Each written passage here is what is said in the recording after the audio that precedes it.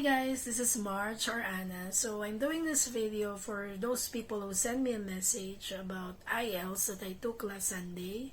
So I'm going to share with you my experience so I can give you an advice, tips, and little information, especially those Filipinos who have planned to take the exam. Okay? Okay, so first and foremost, what is IELTS? IELTS is an international English language test system that primary requirement if you have planned to study, work, migrate to an English country like Canada, Australia, UK, or New Zealand, or to any English country. So it is a primary requirement that you need to pass. There are two kinds of IELTS exam.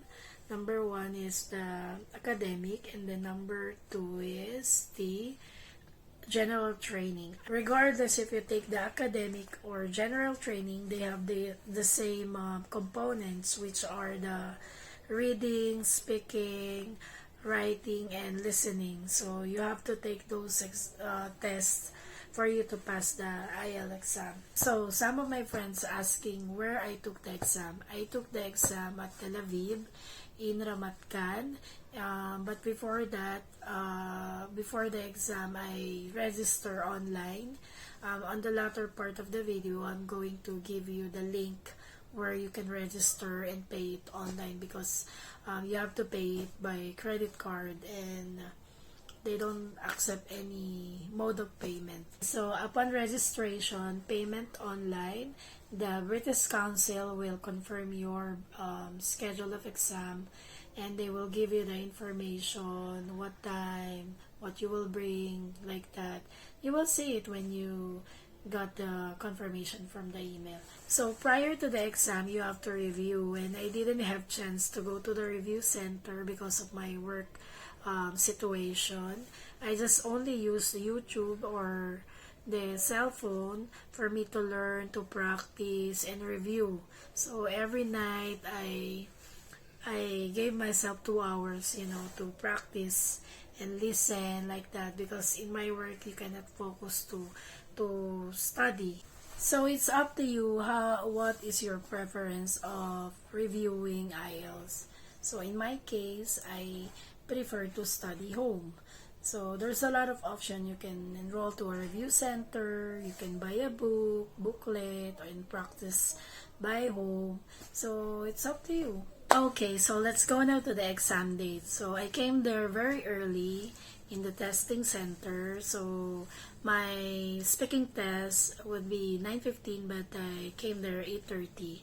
So while waiting, the woman asked for my passport and they took me a picture. I signed on the paper as a, maybe it's a attendance sheet that I attended the exam. So while waiting, I read a book from the couch there. There's books over there that you can read, to make you feel comfortable and be ready when someone called you for the speaking test. So come 9:15, a woman asked me to come inside the interview room for the speaking test, and she said hello, and then I said hi, and then she asked me to sit. So I sat in the chair. So first question is, what is your full name? Can I have your passport? And then she asked me, what can I call you? I said Anna, and then she said we will go to the first part of the speaking test. As far as I remember, there are 10 questions that she asked me on first part. It's more of personal and other things. It depends on the examiner how she handle you in the speaking test. So the conversation is also recorded by the recorder piece. So this will be the base of examiner for her to evaluate you on the speaking test. So after that, we go to part 2. In part 2, the examiner will give you a piece of paper with a question, and then she will ask you to write some notes as your guide, because after that, she will ask you to speak in 2 minutes, full speak, explain and answer the question that she had given to you. So after that, we go to part 3. It's a relatable to the second part, so it's a continuation questions only. As far as I remember, she asked me 6 questions, and we're done with the speaking test. So after that, I had 2-hour breaks. So they asked me to come back 12:30, and when I came back to the testing center, we were, I think, 10 examinees who will take the listening, reading, and writing exam. So they asked us to go inside in the room, and then we have our own PCs, so it's a computer-based exam. So the examiner explain each test before you start the exam. So each exam has a time limit. In listening, you have 30 minutes. In the reading, you have 60 minutes. And then in the writing, you have 60 minutes also. So now I'm going to give you tips and advice on how you answer the questions given and, to pass the exam. Okay, so for the listening, you have to listen very careful in the conversation that you will hear in the headset, because it will be the base for you to answer the 40 questions.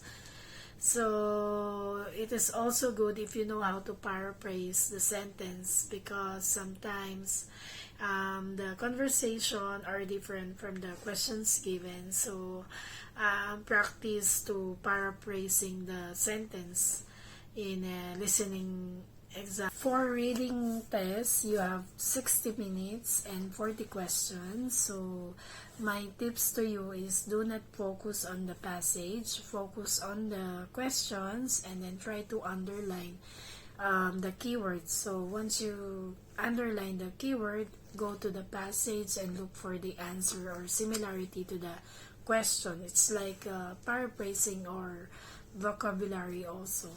So that's my technique when I answer the reading test. In writing, you have 60 minutes, 20 minutes for the task 1, and then 40 minutes for the task 2. For the task 1, you have questions, and you will identify what kind of letter you will make. So if it's formal or informal. Okay, so it is 150 words. So my suggestion and tips to you is, try to practice at home. YouTube or in the Google, you can get a sample of questions for you to practice yourself in making a letter at home. So when you go to the testing center, you have a knowledge on how to do or make a letter. In task 2, you have 40 minutes to make an essay. So it is important that you know the body parts of the essay, from introduction to body parts 1, body part 2, and then the conclusion. So practice at home, so you have the courage to make an essay, a good essay actually. And you need also to meet the 250 words in essay. So there's a numbering of word when you type the essay. So meet the 250 or above. So it will help you to get a high score in the writing test.